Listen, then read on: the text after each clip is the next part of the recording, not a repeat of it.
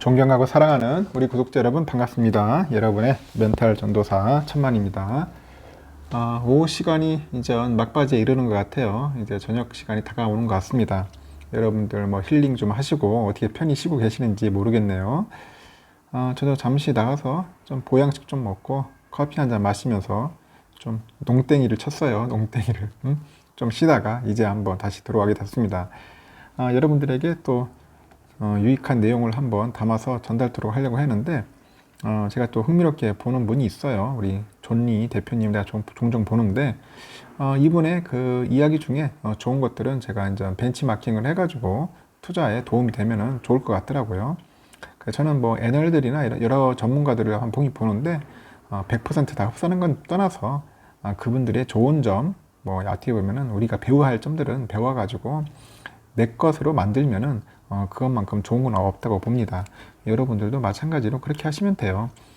뭐 주식 전문가라 해가지고 다 전문가가 아니에요. 보면은 그분들의 뭐 강점이 있을 겁니다. 잘하는 부분 그것들을 우리가 잽싸게 내 것으로 만들어 가지고 잘 활용하면 돼요. 완벽한 사람은 없더라고. 이게 전문가라고 하더라도 주식 투자하면은 참 힘들어요. 이게 실전 투자라는 게 이게 생각만큼 쉬운 게 아닙니다. 입으로 떠드는 거하고 실제 투자하는 거하고는 천지 차이더라고요. 그래서 여러분들 아실 겁니다. 한번 투자를 해보시면 해보시면 알 겁니다. 그 부분에 대해서, 그 차이점에 대해서 우리가 잘 깨우쳐야겠죠. 일단은 그 우리 사진 속에 있는 그 존리 대표는 그 좋은 주식을 고를 때 한 5가지 기준을 한번 얘기를 하는 것 같더라고요. 5가지 기준. 그게 부합되는지 한번 따져봐야 한다고 설명을 하더라고요. 그 5가지 원칙 가운데서도 이분이 특히 강조하는 대목은 그 투자라는 회사가 그 속한 산업이 경쟁자가 나오기 쉬운 구조는 아닌지, 나오는 구조는 아닌지, 긴지 보야겠죠. 그래서 이제 현재 그 수행적인 사업 위에 얼마나 확장 가능성이 있는지를 한번 따져봐야 한다는 거다. 그죠? 이런 관점에서 보니까 이분은 카카오를 이제 얘기를 하는 것 같은데, 카카오는 가만히 있어도 사람들이 모여들고 뭐 경쟁자도 나오기 힘들다. 그래서 뭐 봉이 김선달과 같다. 그런 식으로 평가를 하네요. 하여튼 그 면밀하게 그 분석해서 투자한 주식이라면 가격이 조금 오르거나 뭐 내렸다고 해가지고 여러분들 섣불리 매도해서는 안 된답니다. 그죠? 저도 그렇게 얘기를 합니다. 쉽게 매도해서는 안 된다. 우리가 자녀에게 이제 막대한 사교육비를 쓰잖아요. 그래서 그 돈을 쓰는 대신 그 돈으로 여러분들 한번 주식에 투자하도록 하고요. 또 매수한 주식은 또 수시로 사고 팔지 말고 오래 가져가는 것이 그 자녀의 그 미래와 자신의 노후를 위해서 준비할 수 있는 지름길이라고 봅니다. 하여튼 그분도 그렇게 강조를 하고 있어요. 일단은 주식에 투자한다는 것은 기업의 일부를 사는 거예요, 여러분. 그래서 우리가 어떤 기업을 사려고 할 때는 그 기업이 돈을 잘 벌 것 같으니까 사는 겁니다. 내가 중요한 게 뭐냐? 돈이에요, 돈. 돈을 잘 벌어야지 기업이. 돈을 못 벌면 그 기업은 의미가 없잖아요. 그죠? 그래서 우리가 잘 버는 기업을 어떻게 알아볼 것 같습니까? 일단은 그렇게 어렵진 않아요. 이제 경쟁자가 나오는 구조인가 봐요. 이제 경쟁자. 이게 나오기 힘든 구조면은 참 어떻게 보면은 좋죠. 없으니까. 또 회사 경영진이 똑바른 거예요. 경영진. 경영진의 정신 상태가 썩었으면은 그 기업은 솔직히 투자하시면 안 됩니다. 절대로. 비윤리적이거나 그러면은 무조건 그 기업은 가져갈 필요가 없는 겁니다. 그리고 구조적으로 그 회사가 속한 산업이 돈을 벌 수밖에 없을 때 이제 돈을 버는 거겠죠. 그래서 보통 우리가 한강 다리 건널 때 이제 내가 그 다리 주인이라면 얼마나 좋을까 뭐 그런 얘기를 할 겁니다. 사람들은 다리를 건널 수밖에 없어. 나는 돈을 받으니까 예를 들어서 그렇기 때문에 내가 할 것은 가끔 페인트 칠해주고 뭐 안전한지 확인하는 것. 시간이 지나면 이제 통행료를 받으니까 이렇게 이제 이런 산업들을 한번 생각해 봐야겠죠. 가만히 앉아서도 꾸준하게 벌 수 있는 그런 산업들도 한번 잘 챙겨봐야 한다는 겁니다. 일단은 주식도 이제 그렇게 본다는 거죠. 내가 어떤 주식을 갖고 있으면 그 이유가 있어야죠. 반드시. 남이 와서 장사를 대신 해주는 뭐 기업도 있죠. 그 기업이 뭐냐? 이분은 오늘 보니까 카카오를 좀 많이 예를 들은 것 같은데 카카오가 이제 봉이 김선달이야. 봉이 김선달. 그 아무것도 없는데 그냥 거기 이제 사람들은 이제 오기에서 물건을 팔고 장터를 이제 만들게 하는 거예요. 그래서 카카오를 뭐 여러분이 사라는 건 아닌데 하여튼 이런 플랫폼 사업도 나름대로 나쁘진 않았어요. 초반에는. 하여튼 이렇게 사람들이 모이게 할 수 있도록 해야 한다는 그런 거겠죠. 보면 그 미국에 또 아마존이 있고 뭐 구글도 마찬가지야. 이 생태계를 만든 거야, 생태계. 그러면서 경쟁자가 나오기 힘들다는 거죠. 일단은 이분은 예전에 그 SK텔레콤을 사가지고 돈을 좀 벌었다 하더라고요. 왜냐 이때는 본 것은 이게 정부가 라이센스가 있어야 하는 사업이지 이거는. 경쟁사가 못 들어와. 예전에 통신사업에는. 그래서 그 회사 주식을 갖고 있으면은 사람들이 매일 뭐 휴대전화 사용할 때마다 그 돈의 일부가 이제 꼬박꼬박 그 주주한테 이제 들어오니까 상당히 흥분되는 그런 일이었다고 하죠. 사람들은 보통 이제 소비로 끝나는데 미국에서는 아이들한테 이제 코카콜라 주식이나 뭐 디즈니랜드 주식을 뭐 사라고 알려준다고 하더라고요. 우리가 디즈니 영화를 보는데 디즈니 주식을 꾸준히 사면은 그 회사 주인이 되는 거니까 세상을 보는 눈은 달라지겠죠. 넷플릭스도 그래요. 마찬가지로 넷플릭스가 한 2002년 정도에 상장됐다고 하더라고요. 당시 그때 한 달에 한 1만 원 정도 내면은 영화를 뭐 DVD를 집으로 보내줬어요. 근데 그걸 보고 이제 우체통에 넣으면은 가져가는 구조였는데, 그 당시에 한 달에 한 1만 원으로 꾸준히 넷플릭스 주식을 샀다. 현재 얼마 정도 됐을까? 2002년도부터. 그러면 한 2억 2천 됐겠다면 2억 2천. 응? 넷플릭스 했으면은. 그래서 이제 한 달에 10만 원이었다면 지금은 한 22억이었겠죠. 100만 원 투자했으면은 한 220억 정도. 뭐 이렇게 이제 비율을 드는 거예요. 그래서 사교육을 끊고 이제 그 돈으로 아이한테 이제 주식이나 펀드를 사주라는 겁니다. 부자가 되는 것이 이제 멀리 있는 일이 아니니까 결국 뭐 라이프 스타일이고 아이들을 박스에서 나오게 하는 것이 중요하다. 아이가 공부를 못해도 걱정하지 마라. 사교육비 투자해가지고 부자가 될 수 있으니까 이렇게 강조를 합니다. 그래서 이분은 그래요. 이제 월급이 이제 예를 들어 누가 월급이 400만 원인데 그 중에 200만 원을 사교육비로 쓴다고 한다고 합니다. 그래서 이제 존니 이분이 어떻게 이렇게 바보 같은 짓을 하냐. 부자가 되는 길을 멀리하고 자본가가 되려고 하지 않고 노동자가 되는 것을 목표로 한 것이라고 어떻게 꾸짖겠죠. 금융을 이해하지 못하니까 뭐 잘못된 판단을 한 것이다. 그렇게 따끔하게 충고를 하는 것 같습니다. 하여튼간 이분이 얘기하는 것은 어려운 논리가 아니다. 결국은 뭐냐면 자본주의의 기본 논리, 돈이 일하게 해, 돈. 여러분들도 마찬가지로 돈이 일을 해야 돼. 돈이 일을 하게 해라. 개인이 노동력으로는 절대 부자가 못 된다는 거죠. 땅을 팔 때 기계로 파는 것과 삽으로 파는 것 엄청난 차이가 있죠. 기계로 파는 것은 사람 기계하는 것은 그 금융 문명에서 이제 벗어나는 거겠죠. 직접 땅을 팔려가면은 참 힘들잖아요. 사람은 안타깝지만 금융 문명에 머물러 있다는 것을 이제 예를 들은 것 같아요.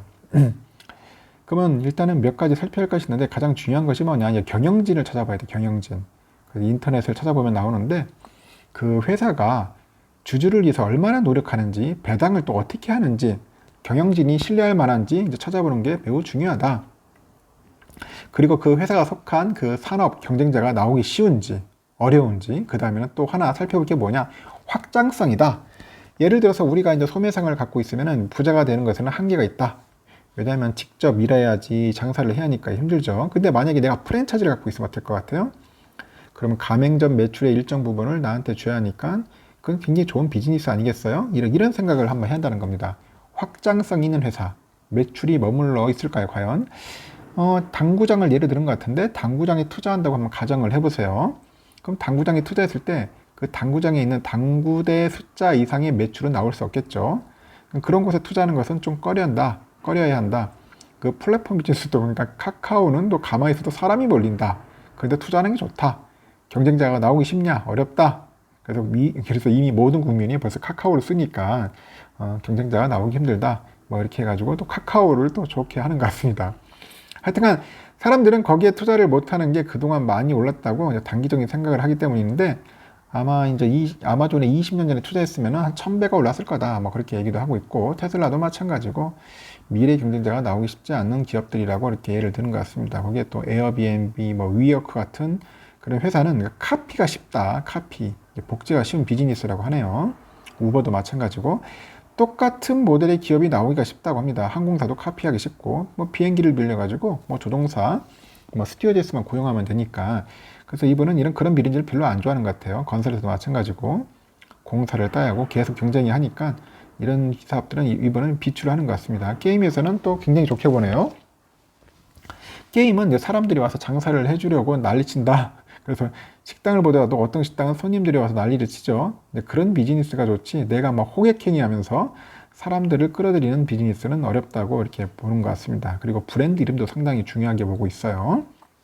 그 코카콜라라는 브랜드는 누구나 다 알잖아요. 그래서 그런 비즈니스는 좋다. 대체하기 힘들다. 그리고 맥도날드도 전 세계에 있고 그 이름이 지닌 그 상징성이 있다는 거죠. 길거리를 가다 여러분들 맥도날드가 보이면 들어가는 것은 그 안에 있는 물건을 우리가 알기 때문이라는 거죠. 그래서 모르는 식당이라면은 과연 맛이 있을까, 깨끗할까 하는 그런 선입견이 있는데 하여튼 브랜드를 상당히 따지는 것 같습니다. 그리고 인전 이분이 또 투자를 20년 할 것인데 1년 오르는 게 왜 중요하냐. 100% 올랐다고 80% 됐다고 다시 150분 되는 것이라고 하죠. 막 왔다 갔다 하니까. 그 타이밍은 맞출 수 없어요. 그래서 많은 사람이 그 투자에 실패하는 이유가 너무 일찍 판다는 거죠. 너무 일찍 판다. 예를 들어서 어떤 주식을 한 10만 원을 주고 그렇게 샀다가 팔아요. 그럼 주가가 8만 원이 되면 역시 나는 천재야 하면서 생각하겠죠.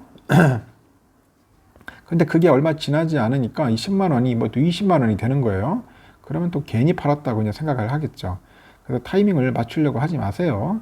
이를 뭐 풀리 인베스트라고 하는데 항상 투자대에 있으라는 얘기야. 투자대 항상 투자대에 있어라.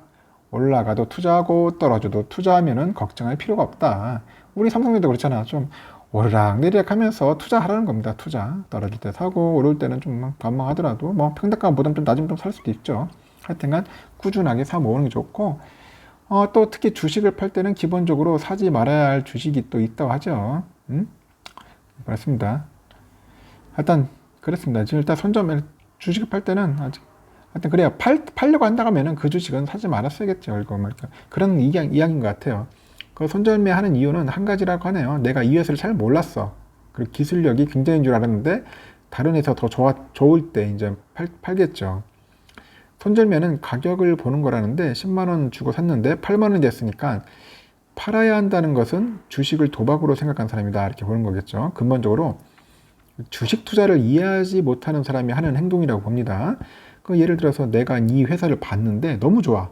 10배가 될 것 같다고 생각해서 주식을 사요, 보통. 그런데 10만 원 줬는데 8만 원이 돼버리면 손절매를 하려고 합니다. 회사가 좋다면은 더 사야 하지 않는가 생각하는데 사람들은 주가가 떨어지니까 이제 팔려고 하겠죠.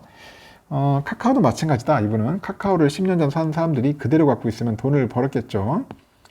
근데 중간에 판 사람이 대부분일 거예요. 마찬가지지 뭐. 다 삼성도 마찬가지고. 그러니까 부자가 되지 못하는 거다. 굉장히 간단하다고 보는 거죠. 주식은 모으는 거다. 샀다가 팔았다가 하는 게 아니라는 거죠.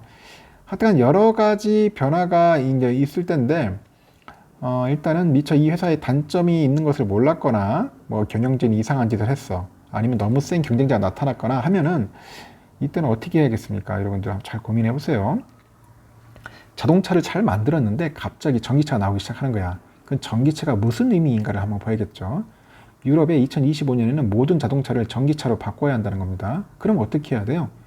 엔진을 만드는 회사에는 투자를 못 하겠죠. 그런 경우에는 세상이 변하는 겁니다.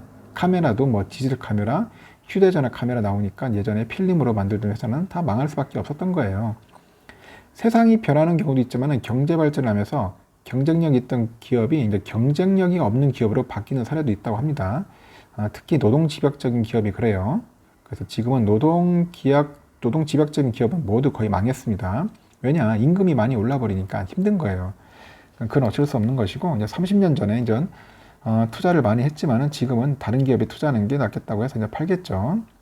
결론은 그거예요. 투자는 어려운 게 아닙니다. 결국 어려운 게 아니니까 우리가 주식 가격을 매일매일 보는 사람에게는 어려워요. 매일매일 보면 힘듭니다. 결국 그건 어떻게 보면 쓸데없는 짓을 하는 거라고 볼 수 있어요. 그래서 우리 뭐 구독자분들은 항상 뭐 주식을 볼 때 그렇게 좀 봤으면 좋겠습니다. 너무 이렇게 막 주가창 쳐다보지 말고 매일 또 거기에 연연하지 않았으면 좋겠어요. 또 아이들 키우신 분들은 너무 사교육비를 많이 투입하지 마시고 가능한 적당한 선에서 하십시오. 뭐 이분은 뭐 사교육비 쓰지 말라고 하는데 저는 그게 또 우리 한국 정서상이 맞지 않다고 생각해요. 또 안 쓸 수가 없죠. 아이들 기본적으로 또 가르치고 별 부분에 대해서는 사교육비를 저는 써야 한다고 봅니다. 무조건 하는 것도 그것도 좀 문제가 있을 것 같습니다. 이렇듯 우리 존리 아저씨가 이제 말하는 그 한 5가지 정도가 있는데 우리가 좀 벤치마킹 할 부분들이 좀 있긴 있네요. 보니까 있는데 여러분들도 우리 삼성전자 주주로서 한번 잘 판단해가지고 현명하게 대처했으면 좋겠습니다. 이분은 제가 볼 때는 요즘 보니까 카카오에 좀 많이 뭔가 시선을 보는 것 같아요. 카카오 쪽에. 뭐니 보는데, 근데 카카오도 좀 조심해야 할 게, 이게 이게 나중에 이제 규제로 이제 대상이 돼버리면은 과연 어떻게 될지 모르겠어요. 이 플랫폼이라는 게 한번 형성되면은 오랫동안 뭐 먹을 수 있지만은 또 시대가 변하면 또 어떤 플랫폼이 또 나올지는 또 몰라. 새로운 뉴 플랫폼이 나올 수도 있어요. 그래서 항상 영원한 건 없는 것 같아요. 뭐 삼성전자도 마찬가지겠죠. 영원한 뭐 기업이 된다는 것은 아무도 모르겠지만은 특히 이제 이런 플랫폼 기업들은 또 수시로 많이 바뀌더라고. 하여튼 이분이 생각하는 카카오와 내가 생각하는 카카오는 좀 다릅니다. 다른데 하여튼 저는 뭐 카카오를 떠나서 하여튼 우리가 투자하는데 한 기본적인 5가지 원칙을 잘 우리가 내 것으로 만들어 가지고 여러분들의 투자 철학 기준을 만들면은 좀 도움이 되지 않겠나 생각해서 제가 간단하게 여러분들에게 영상을 만들고 남기도록 하겠습니다. 여러분들 편안한 시간 보내시고요. 저녁 맛있게 드십시오.